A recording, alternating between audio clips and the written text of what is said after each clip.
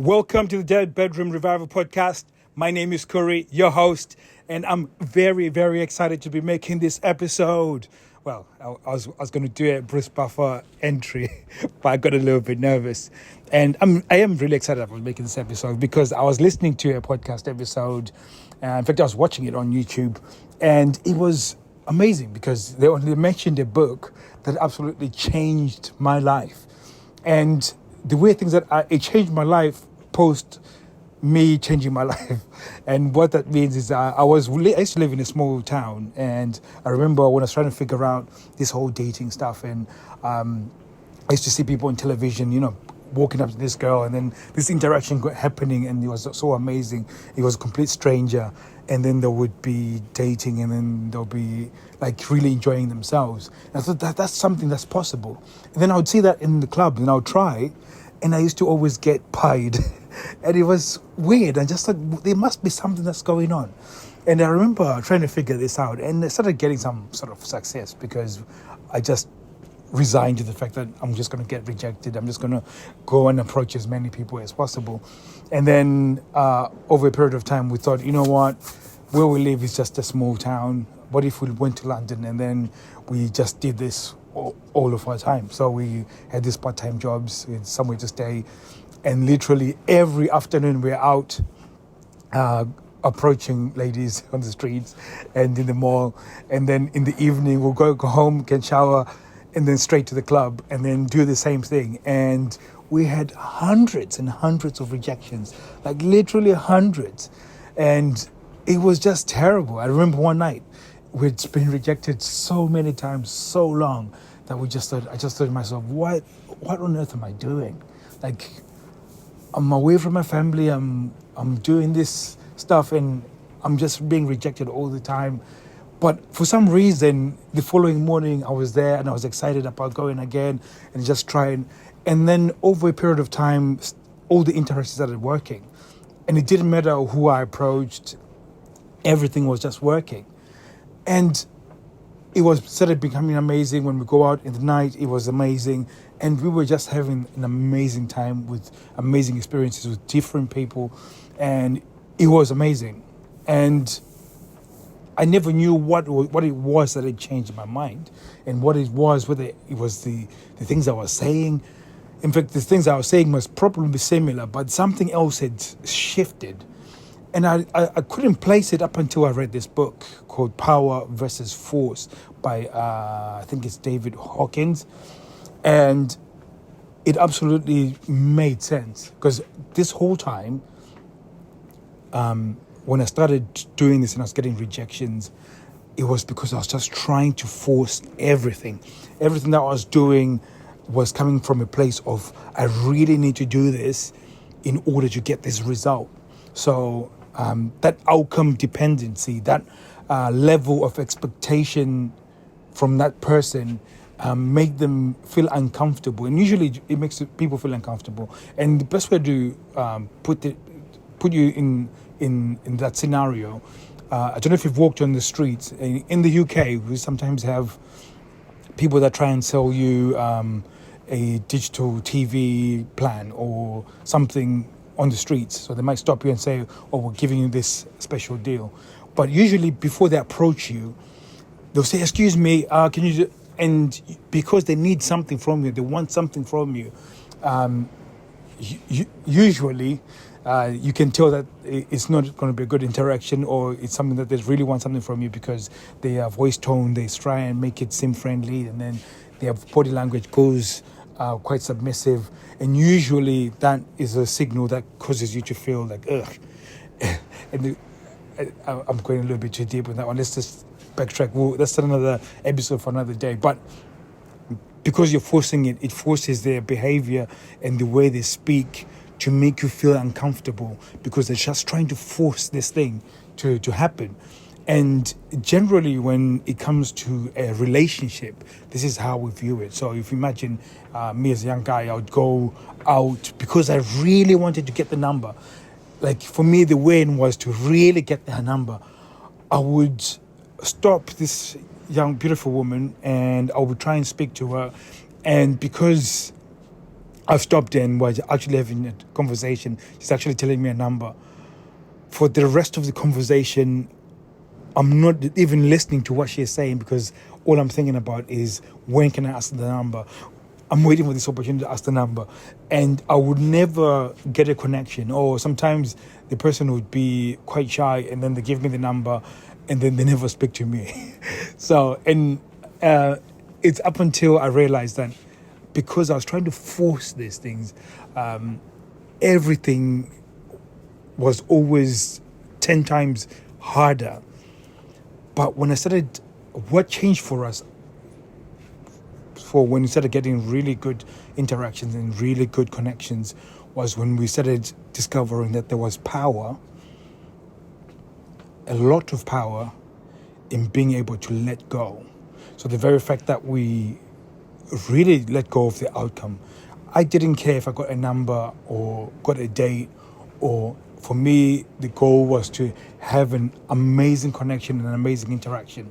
So I would have an interaction, and it didn't matter how beautiful she was or how she looked, as long as I could have that conversation and it made her day, it made my day, that was the main goal. Whatever came from it was a bonus. And I started seeing that the more I focused on what made me happy, the things that excited me about the interactions. And when I say what made me happy is that the fact that I could stop somebody on the street and then just joke around, just mess around. So for instance, I could paint them into a character. So there could be a cartoon character. I'm like, oh my God, you look like Bugs Bunny, for instance. And then she'll be like, what do you mean? And then she'll get all confused. And then, if she's in a playful mood, we'll get playful. And then all of a sudden, because it's playful, she gets really excited about her day. And then for her, it's an amazing interaction, an amazing story to tell her friends. And that was what changed it. The fact that we could let go of the outcome, it wasn't important for us to get a number. It wasn't important for us to get a date or anything like that.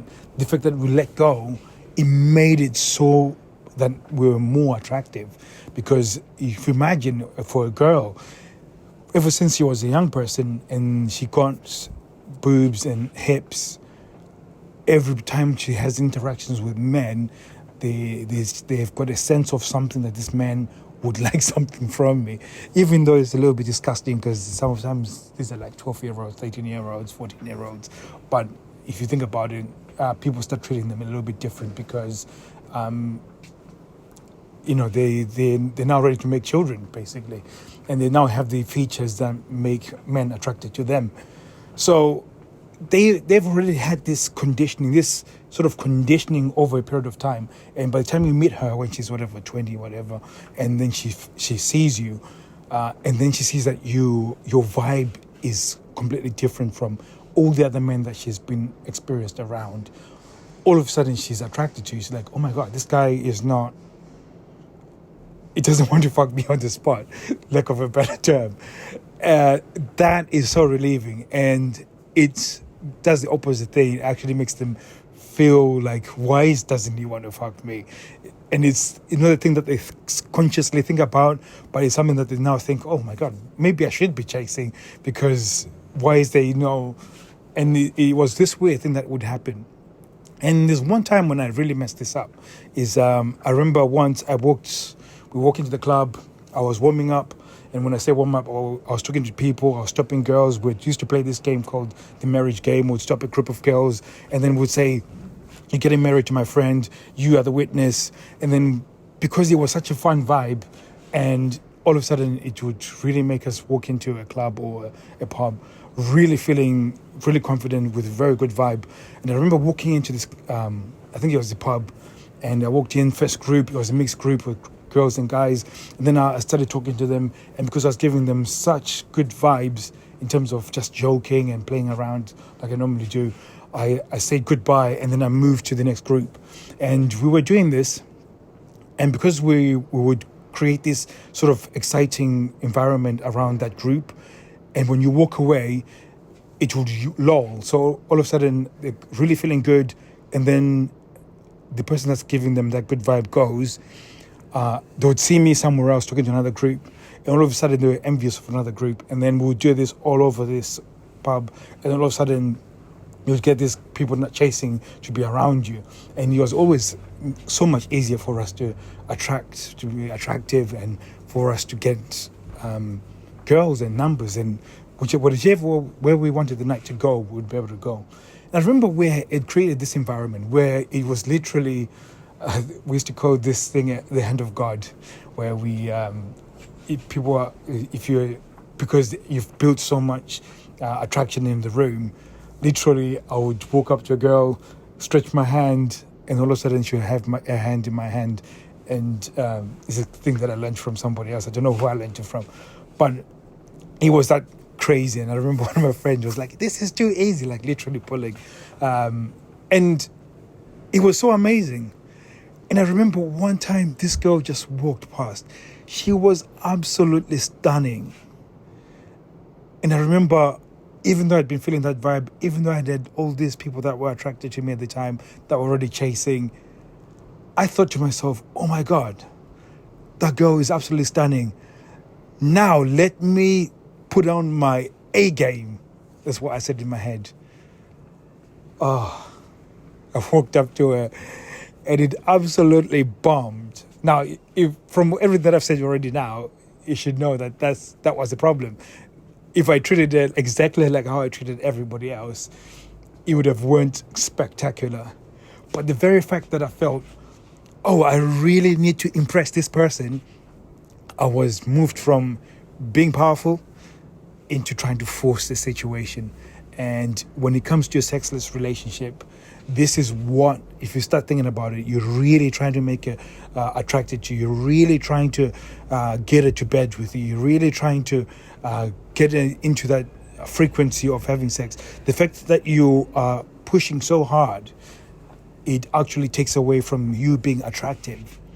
But if you started creating an environment where you are happy, and when you are excited, and you are really providing this environment of happiness and playfulness and seductive, just you being seductive and you being playful, that is what is the thing that starts making things exciting, because you are capable of making that environment. You are able to create that environment. And when you can create that environment around in your house and you're in a relationship, this is what the key things that changes everything. Because when you are chasing for it and you are thinking about it, and you are hurt because you're being rejected, and you're focusing on the rejection, and you're focusing on how hurt you are, it just puts you in that sort of neediness and wanting, and which makes it even more like you become less attractive.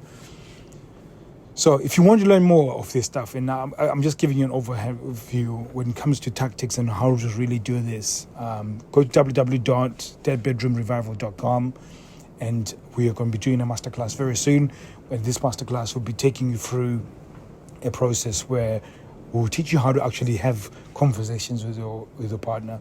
And then I will show you the different habits that you can do in order to become more attractive to your partner, so you can start setting off those triggers, those sexual triggers inside her, that she can really, really want to be, pretty much chasing after you all the time.